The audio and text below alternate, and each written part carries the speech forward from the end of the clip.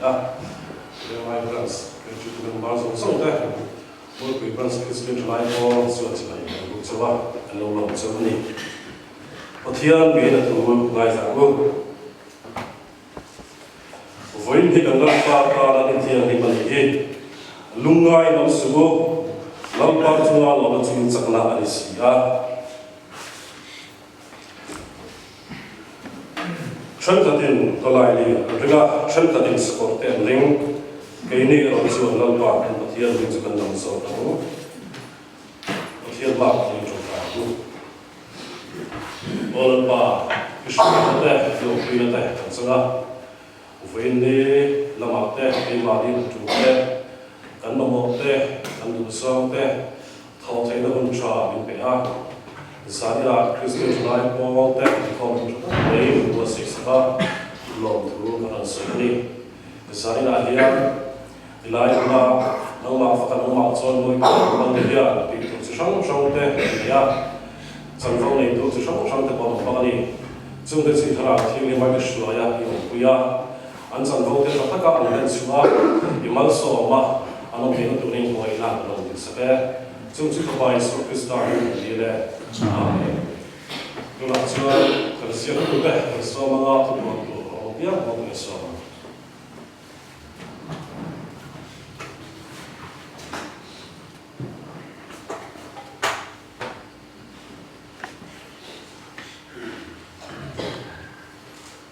kan soi na seng khan e kan ro man na te pathian ni na do te na bu ti ra zaina vengai branch te ne bo ho na kun satak mai kan nei thei hi kan a lo thu kan soya tin vengai branch ta rong kal song song te mo pi branch ke ti ti chuan Isu Krista min chi bai kan bu cheu ani zaina kan khom min soi tu hi pu pi la ring ta mo pi branch finance secretary ni ya Chandrang Botu Turin Tangwa Francis K. Lalal Soma Venglai Branch Sanyanga Tushil Tu Turin Tangwa Lala Chankuya Secretary Venglai Branch Sanyanga Zaina Ian Solo Tangwa Sambil Rimsanga Botu Sanyana Changin Kan Ngai Thanga Tin Zai Bothi Botu Venglai Branch Te Zai Thilona Tin Branch Te Report Kan Ngai Thambok Doni Tin khom ma la hian tin pui tin ho ania tin ma ho win tin ho chok po tu la tho me ei sai la hian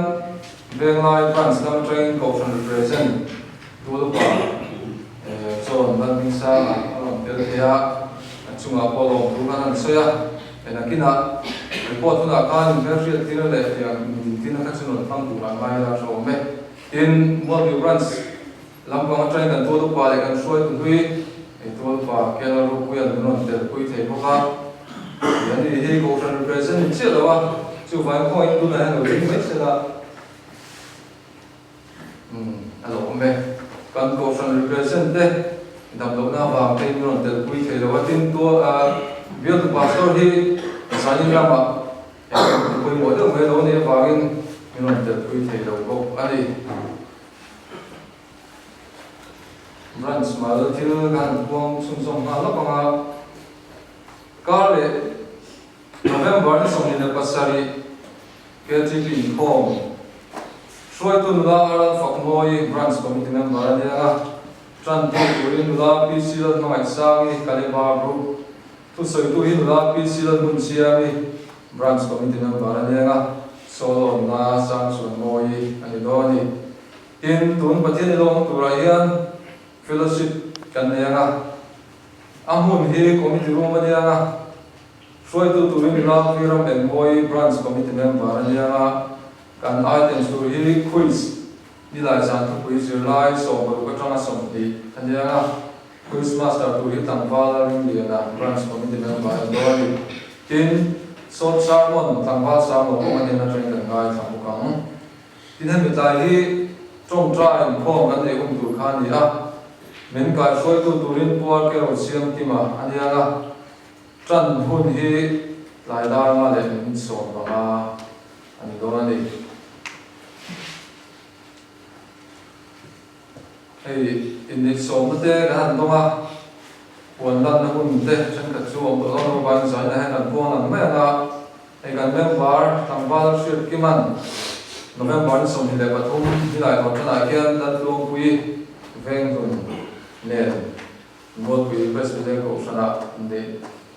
anh để đó là tại anh kia chỉ member sống sống thế mình so mà in để na anh không quý tụ thế đấy lại nó mà cho tôi kêu quý tụ riêng mình so mà in để mà cái số đa số anh ấy tin hay bị ba cái Pusilan bek eng ada chung kwa buat women road au PWD road in an fapa tangwal mai tua le lan bek moi pu sang hing liana or tha veng lai fan te November ni som thum sang hi som ni le pathum ni lai to tran choma dar som pa khatam buat wi president ko san bek ina anin ne na tura KGP member te din soma in de khoma te wi tu le Thailand so de ki ho na nó từ quý bắc tuổi mình so mà đi in làm program đi chọn thu đar khăn anh em à chọn đi kilo đi lại đar thùng mà đi veng lai branch KGP member đấy bộ anh so tới về tụ ra châu mai ra rồi tới về bắc tuổi anh so tốt về châu nhỉ nắp tục giàn đar về sân về chọn tuổi branch committee này tụ ra đi à committee member tên đâu suy là cho mẹ tin hay in rini lama branch hatang leya việc in karen outline khor lại tu kha kan han lại ita lo kha rem chang savera branch hatang ko de tumania dai hian member te lo in bo sei la cho me ai khor ni lại tu dia lại tu ha tak tak to na ba lam bang abikin lo in bo sei tu rin so mani tin san cái home hi world we branch KGP YouTube channel live phân ya sai na mi den kan en man chi lo ni point kan ban la ma ya om le tu ra ngai la KGP world we ya kan kan enanga kan lo subscribe na bok don ya tin sai la ya KGP home branch kan home mani lo ba in share no kun kha kan hong lo mai ka le la ma Bible chair share tu ka chu kan da sri ni don ya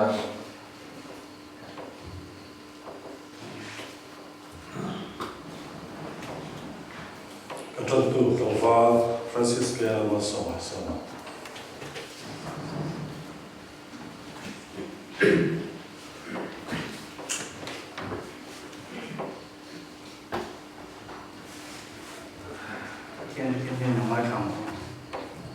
sa sum thum le pari chang la chang thum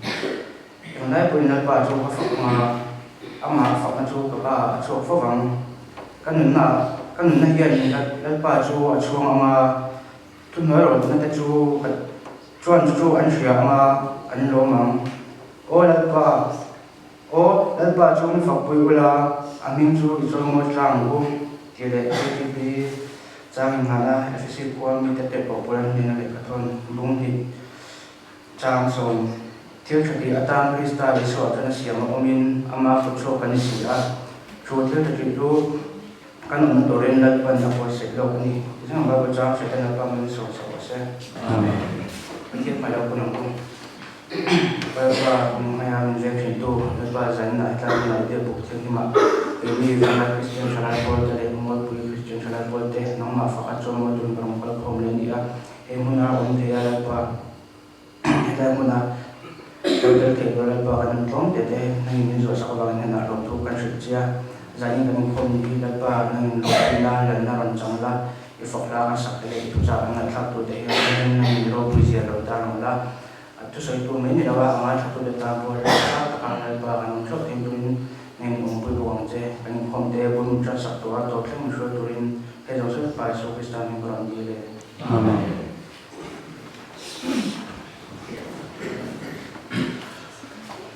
Sai là hiền thì ông phải sai là ông không mày à không mày à trong vào số lượng nó được sao là thì ông đã làm được sao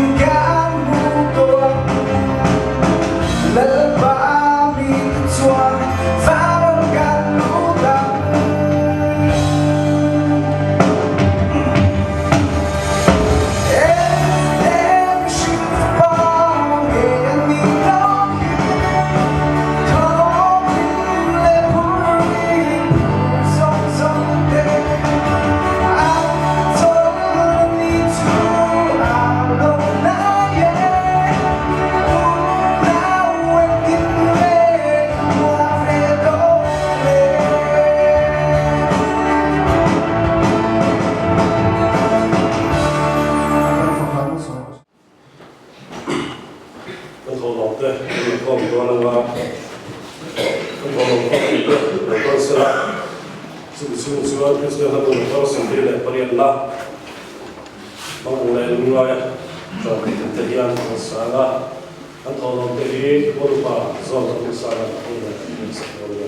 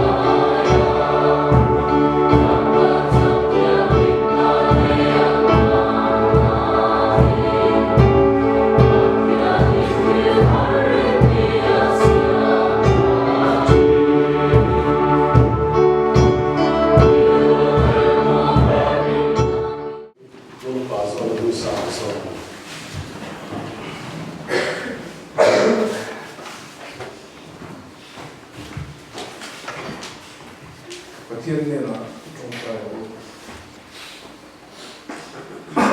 nó xin tụi xuân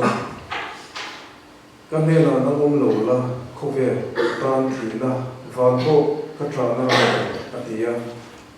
cái đi cô lơ qua nó nên là để tụi tụin kia ông tụin trở lại world te in thiêng đi mà nó đâu câu không để lấy cái này giải là hiền cái này tôi đã dùng sống tên là nghìn này phép là cho nên mà cái lâu cái hiền thổ rồi cái này không hiện cái Christian chẳng nên dễ là tụi mình nó trong cái này mình mình sẽ ra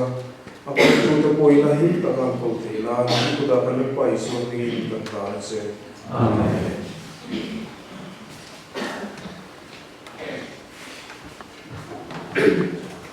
Report ngay sau đó là branch panite atangin vela branch so pasanga cũng ngay là viên bao nhiêu branch nó bằng hàng sử dụng hàng nước sẽ làm sao này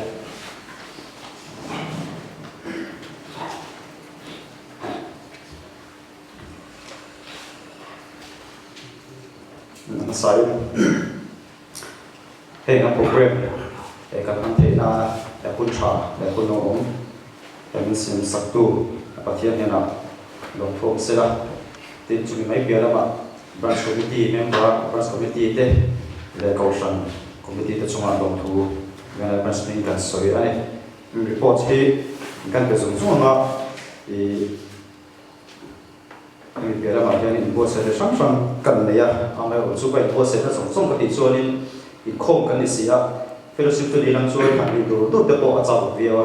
anh ấy ở chỗ cần sự cái này là sự tạo ra nên để lại phim anh em lấy cái này là dù bằng số nên bố sẽ làm trong cái đồ người ta làใช้ไม่ได้ส่วนประสิทธิ์ของลูกค้าที่ใช้หน้าเฮียนี่ง่ายสุดเลยเนี่ยแต่ประสบการณ์ที่การทำเพียงอีกคนเรียนการช่วยคนละเราเรียนเสร็จแล้วใช่ไหม leader ผู้บริหารเชียร์เลยนะอันนั้นผม assistant leader ผู้อะไรมันสร้างนะsecretary ทางว่าวันนั้นจนผู้ใหญ่การผู้ช่วยตัวที่นี่assistant secretary ทางว่า division ช่วยผู้ใหญ่กันนี่treasurer เวลาเอกสารผู้ใหญ่ผมเนี่ย finance secretary ผู้ได้มันสร้างนะผมเนี่ย committee member ที่ส่งตัวกันออกมา co-fund represent เลย OB ที่มีการวัดมีส่งที่ประทุมกันเลยส่วน member ส่งส่งที่มีสายส่งตัวก็ไม่น่าเห็นกันออกมามีป่าส่งสายเป็นเชี่ยส่งที่ประทุมกันไว้ที่สายส่งกันเลยส่วน group ที่ปฏิบัติกันเช่นนะรูที group เลย SL group ปฏิบัติกันเช่นนะ budget ที่กลุ่มที่นักการเสียงต่างๆก็ไม่น่าเห็นเชิงสีขันเดสามเรียน group ปฏิบัติกันเสียงสักอะไรส่วน missionary ที่ปฏิบัติกันส่งเนี่ยก็อันนี้การสุ่มตัวดำรับเพื่อเกี่ยวกับ KGP ปลั๊กคอเตสตั๊กสูตรตั้งเตบันคูเลเตบลังเก็ตสูมอเตอร์ซิลตีเตเลสังหารตั้งเตการสุ่มและการตัวเชงอันนี้กุมารเฮียนกุมภาพันธ์ปีอีกข้อใหญ่มากเลยการมาที่คุยกันเนี่ยทีมการโปรเจกต์ที่ปฐมกันเนี่ย KGP รู้มาจากตัวเจ้าสองทุ่มเลยทีเล็ก amplifier เลยทีเล็กเบียร์บอลต่อตีเดนี่ให้กับโปรเจกต์ส่งที่ปะเทียนกันช่วยเล่นแต่กันจะรอตีเทียตูนปะเทียนลีกัลตาคานฟันกดมาเวงมันสเตเนี่ยเราเท่าละกันเนี่ยปะเทียนนี่ใจที่หันสื่อเจ้าแต่ปะเทียนนี่ใจจับเลยนะจะคุยเตแต่มาสโตร์เบียร์เลี้ยงให้ไล่ลงอยู่ตู้ไปจุดวิกฤตคุยตัวเดียวมันโซ่มาซึ่งการเสียตู้มาคุยกับเสียตัวเดียวมันโซ่กันการกินเขาว่าเรื่องนั้นนี่พอใจแล้วไทยคุกมาอยากอันสุ่มกว่าเนี่ยอาจจะส่งให้คนในค่ายดิ้นเกตำรวจนั่งส่งให้คนในค่ายกันไอ้โคบะที่เรื่องการที่เราตกไม่ดีสิ่งที่เรื่องนั้นอาจจะเราไม่ได้ดีครับเมื่อวันเดินรู้เชื่อคุยตายแล้วครับส่วน subcommittee ที่การในชีนะคุณมีเราพอเห็นเรื่องช่างที่ subcommittee กันในเรื่องนี้ละ program subcommittee เด็ด light and sound subcommittee decoration refreshment arts evangelical sales subcommittee เลยเป็นจันทร์บูและก็ตัวเด็ดข้างขากัน subcommittee ในเด็ดอันนี้พอท่านสั่งกันโค้งด่านอาเฮียนพอท่านสั่งโค้งที่สามันเป็นคนกันมั้งที่เรียลสวยที่เด็ดที่เซ็นทรัลเกจิพีจังอ่ะซิลตัวรันบัวใส่เด็ดที่เขาซิลเพียนแต่คนกันมั้งชีนะที่มีข้อมาเพียงเฮียนไบเบิลจางทุกทาร์เซียทุกทาร์มีไบเบิลจางเชียวนะคุณกันในชีนบอกอันนี้เฟลซิพีขัดตาไปที่กันในชีนะขัดตาโซนี่มันสับเบอร์เลยโซนี่ไว้ถูกนะที่กันในชีนะเฟลซิพีมาโซนี่ตายแล้วมาเด็ดกันในชีนะทำให้เราสู้ข้อจันทร์คุณเตะจนจันทร์คุณเตะเดี๋ยวมากันเอาตีตั้งตาตัวเราที่จบเป็นข้อบ้านะเฟลซิพีกันในชีนะเลยบรันส์ลินเดียนจันทร์ซินบูก็เป็นส่วนดีแต่การสวดเทปก็การจันทร์ซินบูเป็นกันตานดีกันหัวเทกันหัวอันนี้ส่วนที่บางคนฟังกินกุมินะเมื่อบางคนกันเนี่ยการเชื่อก็กันงาปูบาร์ส่วนตัวเราเตะองค์การข้าอีกันเมื่อบาร์กุมินะจะโดนน้ำมันปันสันตาอันนี้ข้าบรันส์โคตรการเตะที่สุดเสร็จแล้วที่ในสายน่ะการสึกตัวน่ะสวยตาข้าอีกันก็จะเป็นเซนิไอ้ตัวนั้นตัวลงที่ละแต่จุ่มลงตัวกันสวยมันเป็นเสร็จแล้วที่เป็นวัวปุ๋ยปลาสเตนเนี่ยเราวัวโหนะในการทำในเทเดียอันนี้นั่นแต่กับส่วนการตุ่มดานะส่วนนี้ที่ส่งในภาษาอินโซคีอันนี้เอามาว่าจุดมันชาลัมปังอินมีหน่วยเงินวัวเล่นมาว่ากินวัวปุ๋ยปลาสเตนเนี่ยขณะที่เขาเลยจานี่นี่ก็เราเทียนตาเนี่ยจุ่มหันลงตัวกันสวยมันเลยตักไม่เอาเลยถ้า kami ba ka hari ni khosoi mai te kan ne ni chuan kan secretary aron ting to huwa ka han ron man sela change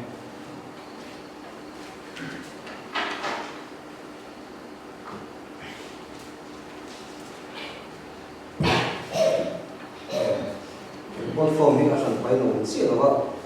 report ni ka ziak tu in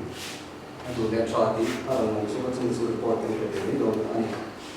work with branch secretary pi report right now branch foi tu te na ma pian ni no ting sela leader worker osiam ki ma assistant leader tangwal ar sa secretary puvel no Assistant Secretary Tangwal Itzlorin Kima Kaniya Treasurer Uzmantan Walisana Finance Secretary Ubilorin Kima Branch Committee Umang Hi Kumayin Tim Le Lokten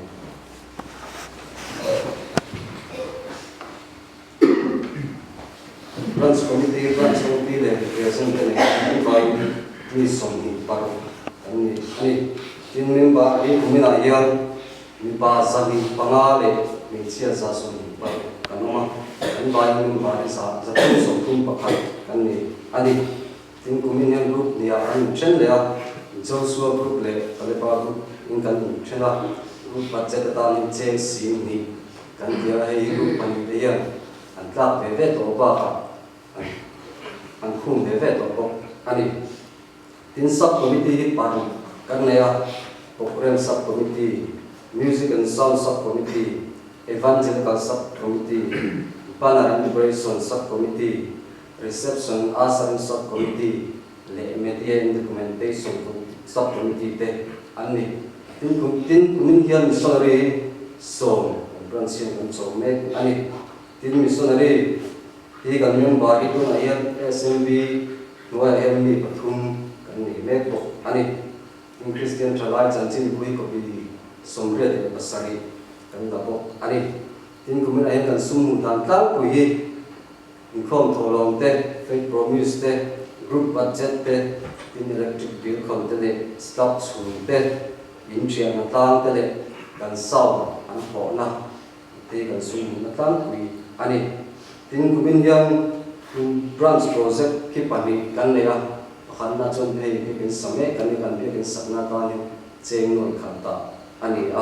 tin sound mixer lei ani ai hi kan lei to hei ba ka hen ampli project ni lo kan lei tel bo ani tin gumin kum sang ni sum ni pathuma kan sum to chong chong nuai nga sing khat sang khat zanga sum ko pakhat ani nuai nga sing khat sang khat zanga sum ko pakhat ani tin kumina kan kumpon tu pui hi member kan lai ani asong ka kan report thank you Mr. Zirku da siang kan report ko kamu ke si hong ne fa ka report ko ka so na te an shia ka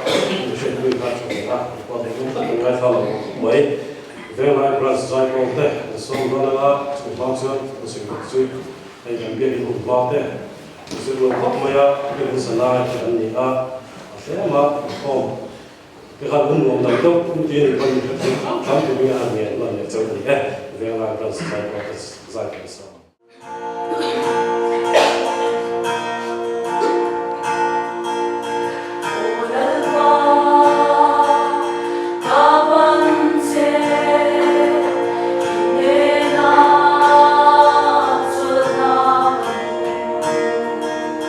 Hãy subscribe cho kênh Ghiền Mì Gõ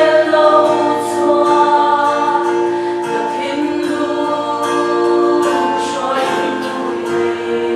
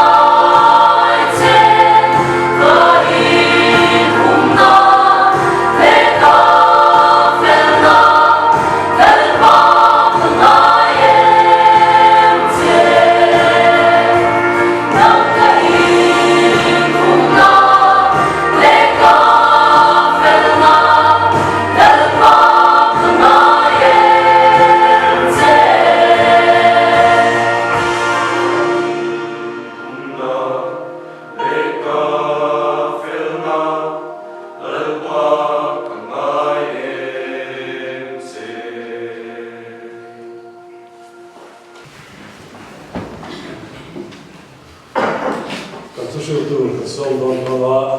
mua quỷ văn sai con ta anh sang thì nó còn bị đó là các phần tôi này có khả năng sử dụng sẽ là khá nhé sử dụng sau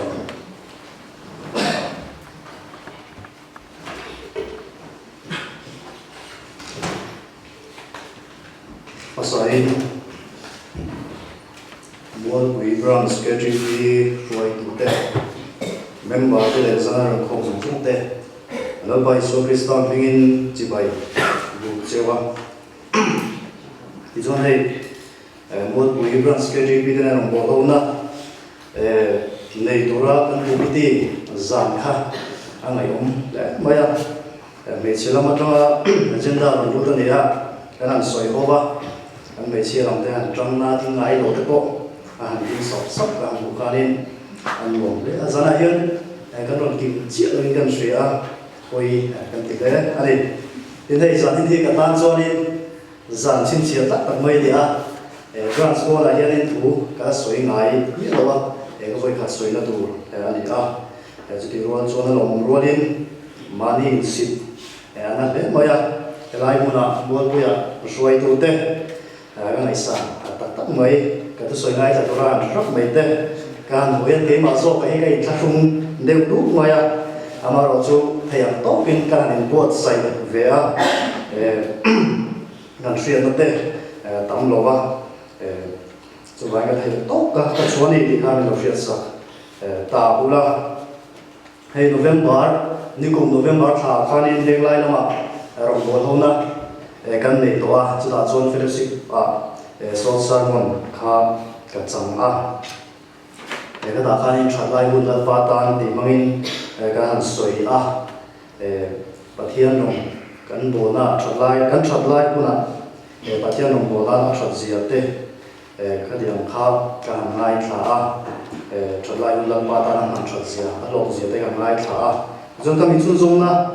đi ba formin là ya rong bol tu te cái mà một tất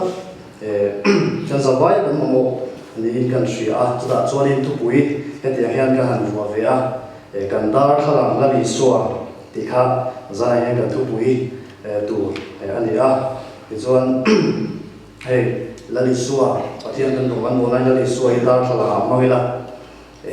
kan nun zong zong ama nun hoi ke le ta na hi nun ka zui the tu rin chu diang tu chuanin la li suwa Kristan nun te kan zira kan shia ta atu zong le atu lo zong te ka ti ang trong kha toi te te in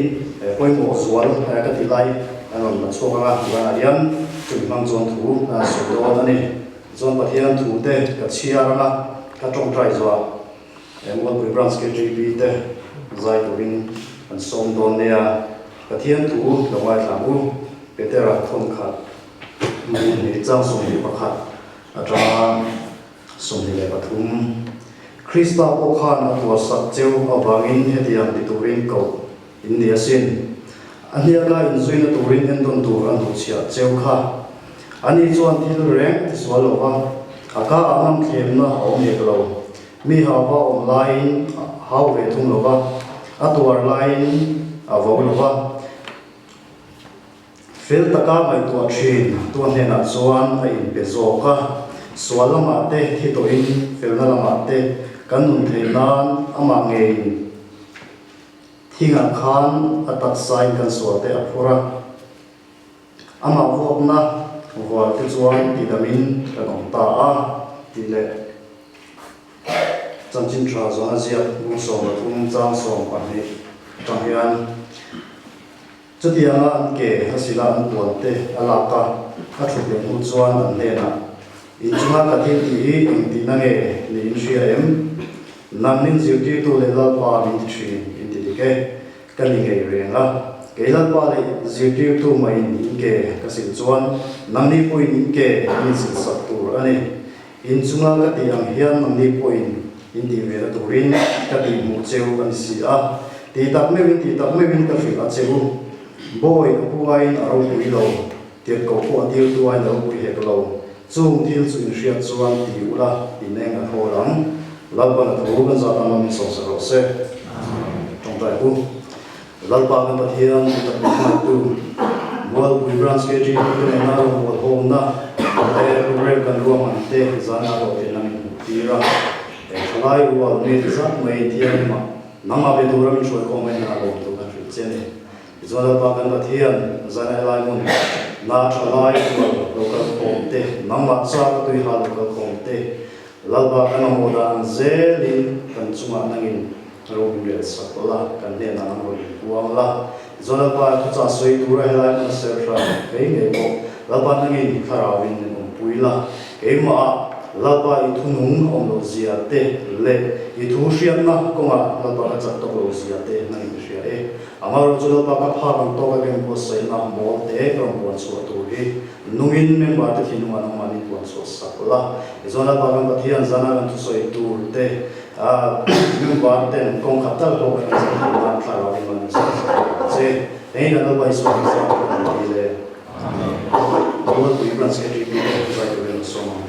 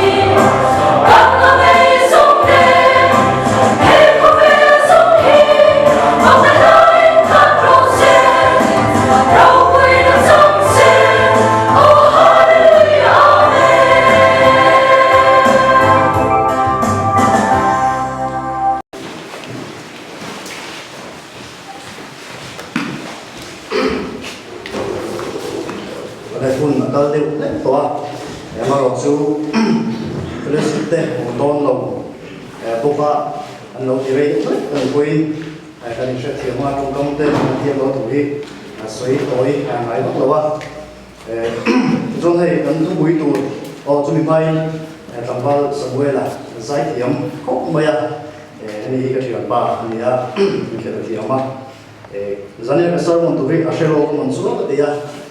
atarong sakha le zane kasar mon tu ri zul ko mai ikagan sui masalaya kandar thalangla ni suwa Krista ika zane ka tu bui tu ania pathian dia ni mishrin te amin mai le maya kantana athil lo wong man ti ke apui ka dia hemi kai ko sa pen ko sa na po hian cái ngày tuần na thì tăng duy cốc mày mà sao bây giờ cho nên cần suy là tóc mày mang in bữa hàng tròn mang và thế này thì suy tên mang lại nên mà phải có mang lên xuân lên Isu Krista cần tan min pe thì cần suy phải cả min pe satya anh đi lâu min pe mấy bà khanin acham dam tu mi suy cái tăng khan thì rồi quý tập min ruộng mình saka min san dam na khanin la Isu Krista nunna le athisena atok em mà pathian in all some zoning kong all some zoning na tuchuna ka thiam thea ano panlai no te an suat lai ko khanin suat linga iterin min changdam thea ni ama ro chu ka dia nga khadiam khan lo ti ta se achan dam mi ringte tan khanin kal thiam kha a har tong kop maya chu wangin kan kal thiam thena turin kong pui tak min lo ro man saka chu chu aten lai na kuma tena lo pui chinga amaro kana bo terin ko sang te adu dan ang zong in kate man no bo tira ta chu da chan dam mi ring te pan in ton tu tam tap anu chia kal dam kan thiam pha thina rong bo khan te nga kum tam tap akal tu nu khanin atopa cross ne ra ta thi dir ka ta chuanin athi nu koin ke ni hian kal dam kan thiam thena turin ton tu tam tap min nu chia lai Bible chan kan chia khan pathian tu kan chia khan ania kunga kan zui the nan ton tu nu chia chu chu kan en tona kan zui he kan ti tur ani a chu ta chuanin an ti china pathian tu kan ngai thak kan bok khani a thil ngai poi mo em mai rong bo na a thil ngai poi mo em mai pakhat chu tlom nan e ani kan sia he zana hianin soi kan tua pathian tu kan mong khanin Isu khanin azir tirte ke asil sak hun lai ke chuanin hi tlom na tho ke in ho tu in zir tir tu hi in ka zir tir te na ka tlom chuan ni ko in ko pui te la ka tlom tu ra ni atina tu ni in kan sia zon pe ni rong kan bol na ko hianin tlom na nun he nei hi arsa kan ti le maya tlom na hi sak lo na hian kan ngai dil thina chu bangin harsa kan ti chan ko ni in kan sia la li so kha azir tir te la ka atlom wa kharin azir tir te ai na chak lo ta le azir tir te ai van hoi nu ta tina ani lo wa ko pathian la ka tlom hi chu harsa tu man kan ti karing lo wa chan chu ke ni ai aro ku e ro bangin ten mi ring te po kan mi ngai san te le tlema kan da chung nun te laka tlom harsa kan ti lo ba ama ro chu kan level pui te kan ngai te le tlema ke ni aya noi nun de te ne na e oi chu tlom ni harsa kan ti a tlema kan vam mu ni ke ni aya kan mu ni am de te na nge mo non soya ni on ti de ka kai chu kan tu te poi kan por te thi kan ne to den chu long bol tu kan ni chu khang sum so ma to khanin kan tlom kha alo mai a to truck thina kan tlom kha lo mai a chu wang kan tlom na hi chak lo na kan chak lo na ani lo wa mi in ke ma ni a pathian an mu theina tur ta na mi ring tak sai to mai tur so alo ni a chu wang in tlom na nun hi mi chak te nun ani hi le zan hian chef ya ila ka duwa kan tlom ma khan kan va chak lo viau ta kan tlom na te ai khan kan va moi ta viau ani lo mi chak te nun ani a mi na zong te ti thei lo ani ti kha zan hian kan shiat fe ka duwa Isu po atlong thi azir tir te ke asila azir tir te abo khan tlom na nun to ber alan tira chu mai ke ni po kan ho pui te kan mi hring pui te la ka hian kan tlom ral tur ani kan mi hring ri ru te po he tlom ral tur ani chu tlom ral na chuanin mi ke ma ni pathian be ran lo bunga kan rum bo na lo min don ani tin hei pathian in thalai te rom bo na turin KGP min te a KGP a hian ril ru inang lo tak te tin thalai ril ru toy de te ngai to na thui vak lo te ka tiam chi sang sang khom kan han bia ei kan du da le kan nei ta na thil a kal lai hi chuanin rom bo nuam kan ti thina amaro chu kan du dan ang ni lo deuh thil lo ka lian thren khat te hi chu kan han vuia kan han tui lo pha khom te ko han chak lo pha mai thina tin hei abik takin KGP ayan chinan secretary dan report ang khanin subcommittee sang ka in thina abik hei light and sound na yani inti thiam lo lek lek hi all thin khop mai branch ni ve chu ka shela kan branch ai zonin kan ni thiam lo lek lek reng thin form ya la chu kan du dan ang hian thil hi a local vek thei lo wa kan du lo dan thil a local tua kan don som thiam adong som thiam tura kan ril ru kan lo siam hi angai le moya eta la li suwa e kan dar lang tur la li suwa chan chin kha han tar na le dai la la li suwa ka tilai ko mo khan zir tir som le pa ni khovela ko mo khan zir tir som le pa ni thang suwa ka zir tir te kha a om to lo nu a po ami te kai shoi tu tu ra tan khanin ama tu de to khan chir hriama doa tin a chir hriama training ko a pe than le ani kha ti zone kalsan ngam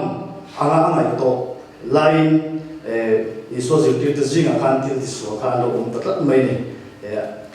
ahun to sana last minute no kan tiang a khanin azirtir kalsan ngam angai to du to ka ashwa to khanin thilan tiso tlat maya ka chuan an man don lai khanin chanchin tra zona je khan bingron tara vetera atila mathai markai tu akan ahute jinga ni pakhat dia dia khakhanin ka pui thiam boi beng kha aron sa thak sa ta khata khanin lani suwa krista rilu na tu sia akha elmem ken ko sala hian ka va ngai tu pui ta adu dan ang ni lo de azir tir dan ang ni lo de pan aron che ani khata ko khanin lani suwa krista ka ari ve wan no ba ini chu ni la kazir tir te tamo kan ban le ni ma se kan yang kan a che ve wan bun lo ba lali su han dam takin kham dai kha apa ya la la kan dai wai tu de chu kan dai ve kin thiam atia tongkam thatakin a shu mai ni chu de yang zo ke ni ko kan rong bo na ya ni kan ngai da dio de te committee na te ko kan ngai da lo de te thil kan lo ko cha ni pon kan ta na thatu ro ni kan ngai da hi lo ding de lo ve dia kan pom thi ma kha angai len kan a tin hei KGP a chuanin member la kan tiang chin te aroi mang thina tin member lo pon te te ko mang thina khata khanin KGP kal phum ni lo de te emo ko ran kal phum ni lo de te lo che te khati yang chi te ko kha kan umai te khata an shoi tu takian kan sir angai te maya kan vari khal bomba chu te khati ade lo te an ta na om luak lo le tong kam de khong tak mai kan shi khan member te kui khom la ai ti dar la a khanin member te ri luwa tui lo na te kan va tu thina chu wa la li suan nun ti an en tai la kan du da ni lo te member te na thil lo te ni koin zaidam takin tong kam moi takin kan shila adi kan shila khati anga an ma ni om nom lo thina tu ni lo wa an thil shri an tur le an om nom na tura tong kam tha tak maya khati anga kan vashi zo kha angai kan shri a chuti ang konga chon shoi tu te hian kan sir hi angai maya ri puan puan te kan rilu ong ang anga kan vache puan puan te khati ang kha ka chaber lo ni kan shri a thi poi poi kan shri a tin member te ko kan member te ve ka te ko engemo natla ni ko ate ko thu in ba fu lo le ka ti ang chi natla na te le ka juna ken point han twin zu te ka ti ang chi le ka om thei ani a amaro je ta hian la li suwa nun dan le la li suwa ti da na hi kan en ton ngai kan shri a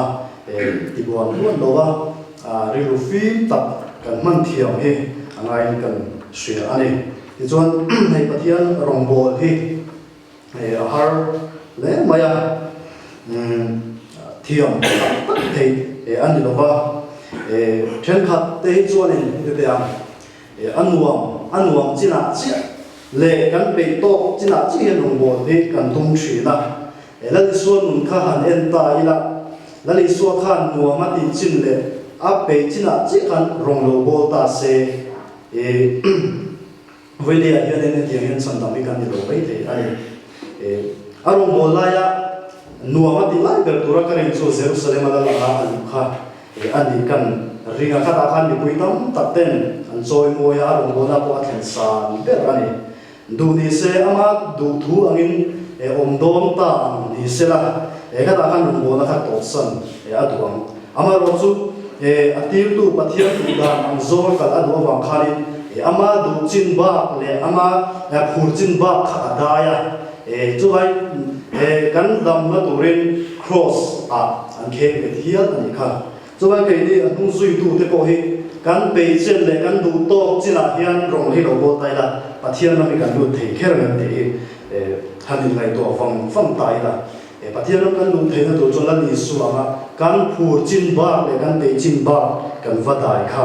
angai kan shria kan chau lai ber le kan chau lai ber mo kan mut fu lo lai ber koin kan ke mani thi lu ate kan nu na te lo na tu re kan de lu lai koin pathian nu bo di kan so san tu le lo ba kan ti sham tu ani ti zo ne isua chan china kan huwa la ni suwa ko kha cross an ken be ma zan khan tlaiwa trak ko bin an hai sa an soi sa an kha ama ro zo an soi sa atu je ro thlenga athina turin cross an utira alu a hi lu kum an khum dir bo ka thi sen so ko bin an soi sa engma ti lowa an tlaiwa ko a chau thla gong te lu ne an hai sa chun an tlaiwa ra te khan cross a ama thina tur lam panin an kal puya rong don lo ania cross a puwa an putira athina tur an thlen ma khan voi tam tak kha at tu ani a cha lu tu ka thi sen chuak zu zu a cha si kha ta khanin voi tam tak at luwa amaro chu pathian na ti tura ti kha len na mai sia wa khanin chau chuin cross a pui thi na tur apan chuin chu tiang chu ke ni po pathian nong bol da gan bol na kong a hianin chau chang te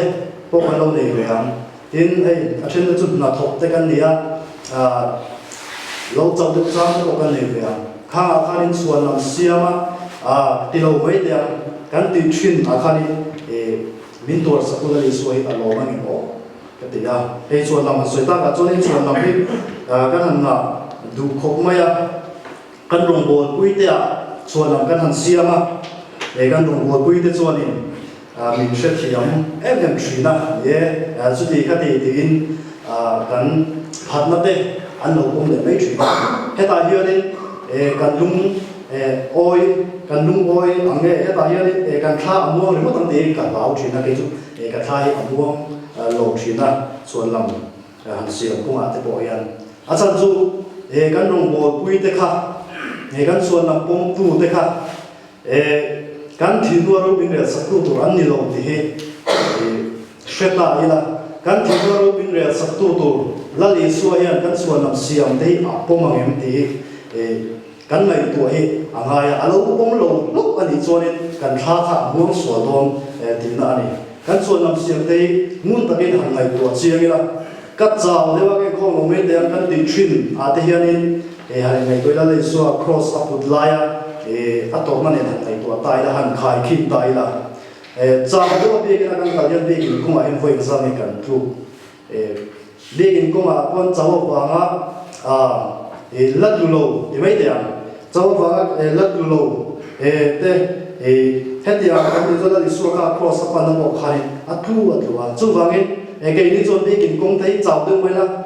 kan pan thleng thei e mang ti na ri ru pa khau ke zana hen nei la ka tuwa rombo tu dai so rombo tu dai kan no tan tu be mo ti ka ngai ka tuwa thina enge mo na lek kan ya tlang shule mi han tla ko leka mani ka normal lo leka phale mai te am chonam siam le mai te am kan ti thri chonam e mani ya pathia nai lamai lat tel tel la kha setana hian kan thi nunga aron tua tal chuan har sa thina ni chu vai kan chuan lam siam kan lo chau te kan dam lo te kan lo dam lo de wa lo ni koi la li so to na han khai khini la alo ne via thai kan chuan lam siam chu vai la li so kan chuan lam siam song song ya pom don lo ani ti hria chuan lam siam kuma po chuan lam kim thade kan zong te po ngai nan sia chuan kan cha lo lai der point biak in thleng sha bila pathian rong kan bona kuma po kan lo dam lo kan lo sitlang du point ama chakna rin chan chumin biak in a han thu sha bila chu kan dam na tu ani kan dam na tu ani ti kha kan shia kha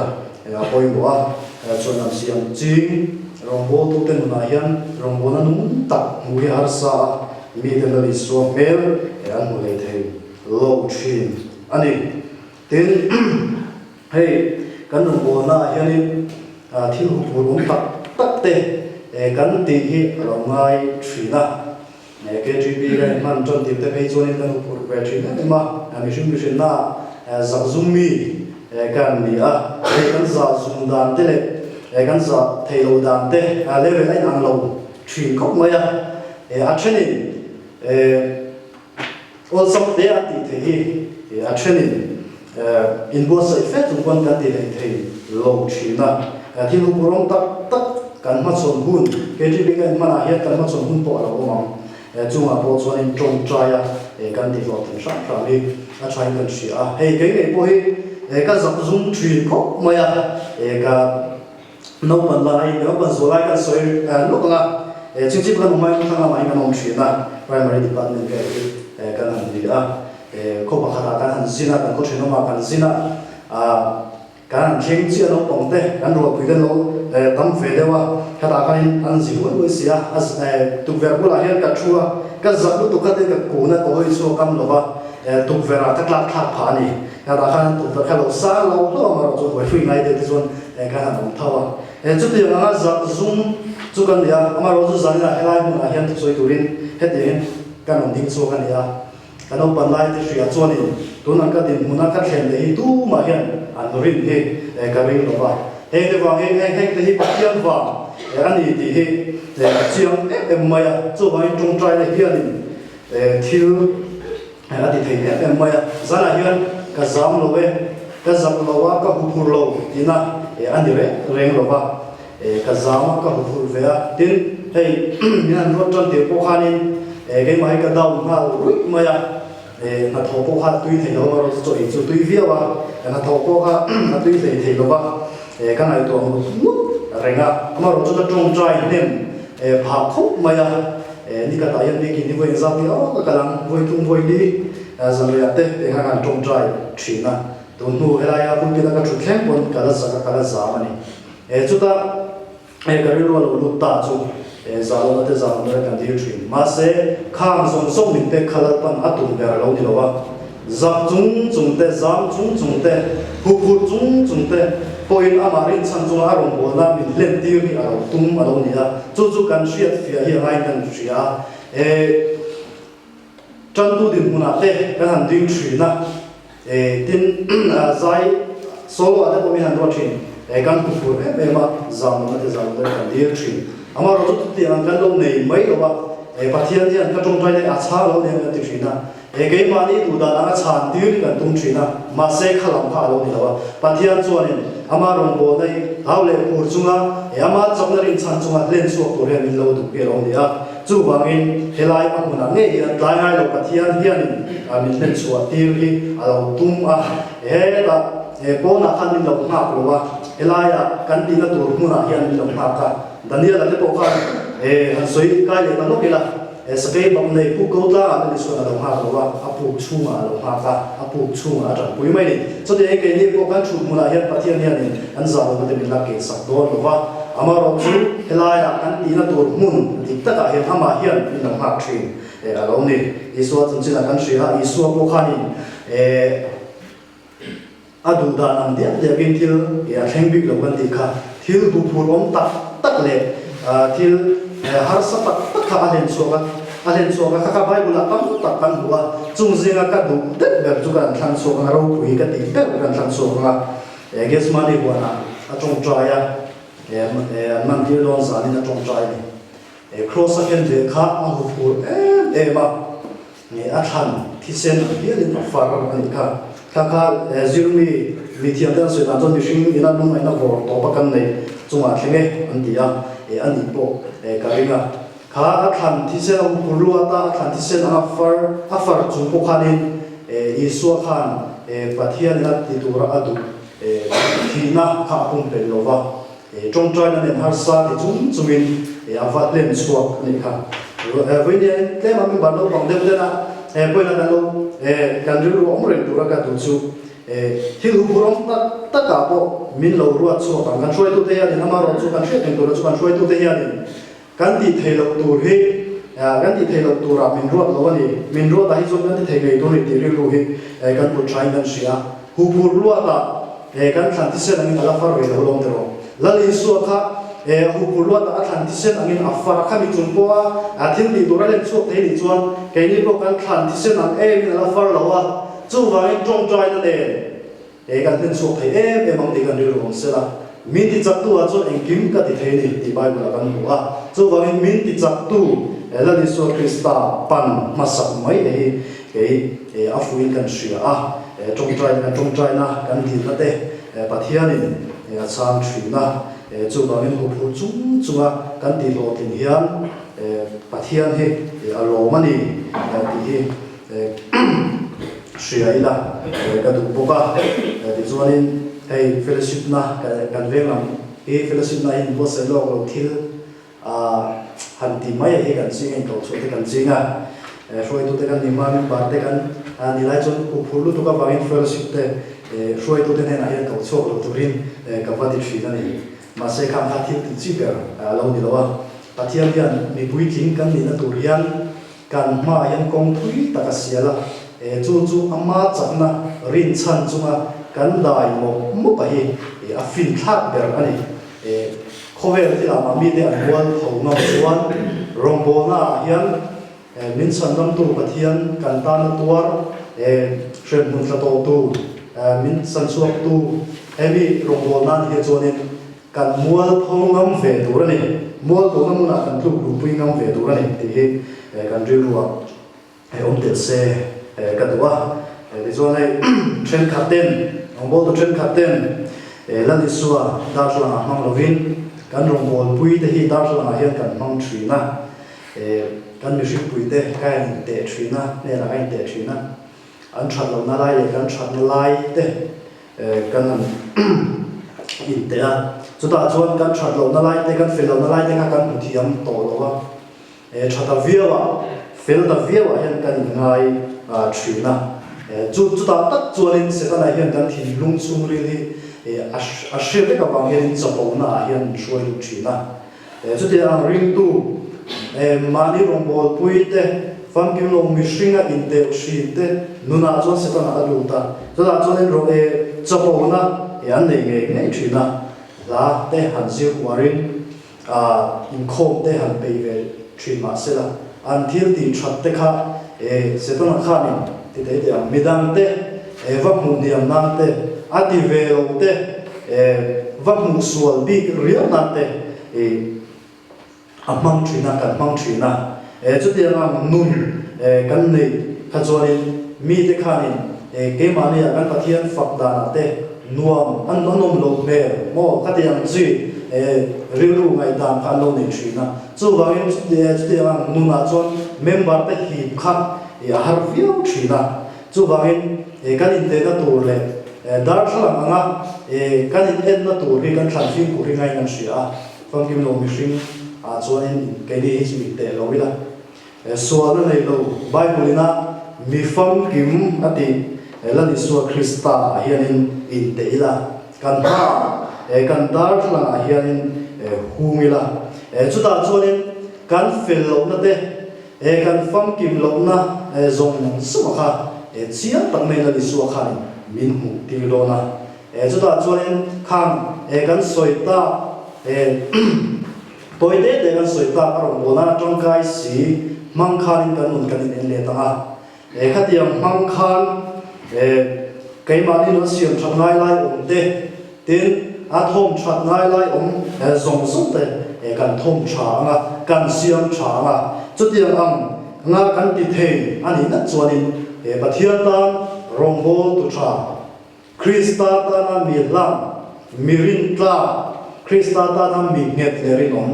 kan lo ni thei don alo ni chuti ang lo chon sana hian I was sai ila kan dilu siam tharabu tu kan sai te lo ban han zata ma min som sa theo se amen kan shoi tu khanin kan ha thang tu khanin ban la tu ni han ti a tu na ya dilu wa ba ta ai nem bai Christian kapu number zathum som wale wana lo ba yo lo lam ko wi ti kan thang nga kan dum sang tak mai kan chia nga chang na kakal ze na ma minom pui khovel ne na chu ka ta ani boy na chum le tle na fonten min chim lai buin chan tu ka nei ata ka ni chu la ta har sak na mang an na chi sang sang ten min wa lai bo hian chan tu kan nei rong bo lai chan tu kan nei ani ti ria a rong bo se tuin te ru le ti ta se ta sa ka ban ne lai ni thang ame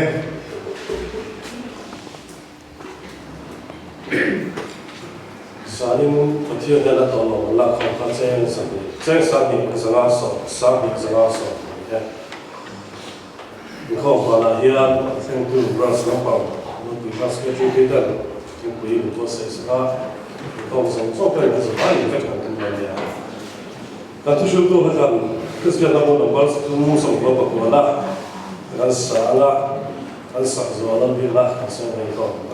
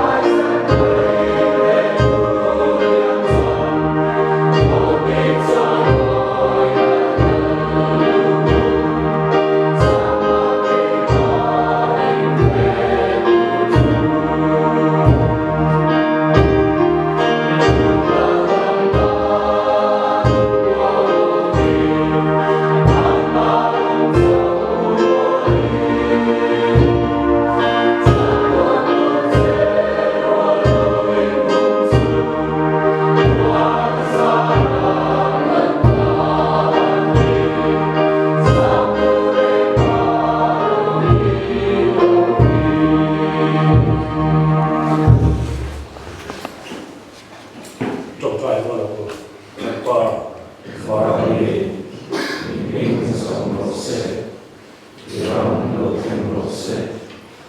ilu so vanam pianin nevi rose Mietin kan eikopin so pense kan suatil suatu te kan aidamunin Marpoin kan tilti sua aidamunse suatu te ma mishurayusunse Visuala katsoan vitsandam sokamse Ramte